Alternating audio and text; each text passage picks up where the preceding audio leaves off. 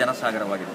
ಕಳೆದ 4 ದಿನಗಳಿಂದ ಕನಿಷ್ಠ 350ಕ್ಕೂ ಹೆಚ್ಚು ವಿಚಾರಗೋಷ್ಠಿಗಳು, ಅದರ ಜೊತೆಗೆ ಸುಮಾರು 500ರಷ್ಟು ಇಲ್ಲಿಯ ಸಾಂಸ್ಕೃತಿಕ ವೈಭವ ಪ್ರಾಯಶಃ ಮೂಡಬಿದಿರೆಯನ್ನು ನುಡಿಸಿರಿ ಮಾತ್ರವಲ್ಲ ವಿಶ್ವ ನುಡಿಸಿರಿಯನ್ನಾಗಿ ಪರಿವರ್ತನೆ ಮಾಡಿದೆ.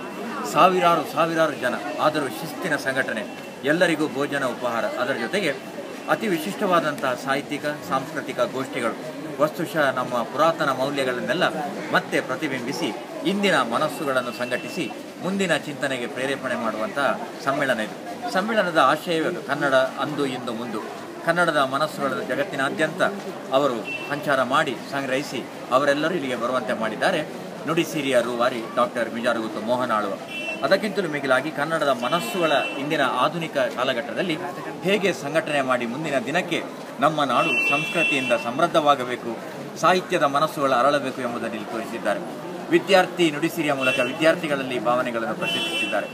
ಕೃಷಿ ಸಮ್ಮೇಳನದ ಮೂಲಕ ನಮ್ಮ ಬದುಕಿನ ಮೂಲ ದ್ರವ್ಯವಾದ ಕೃಷಿಯನ್ನು ಸಾಹಿತ್ಯ ಮತ್ತು ಸಂಸ್ಕೃತಿಯ ಜೊತೆಗೆ ಇಲ್ಲಿ ಬೆರೆಸಿದ್ದಾರೆ.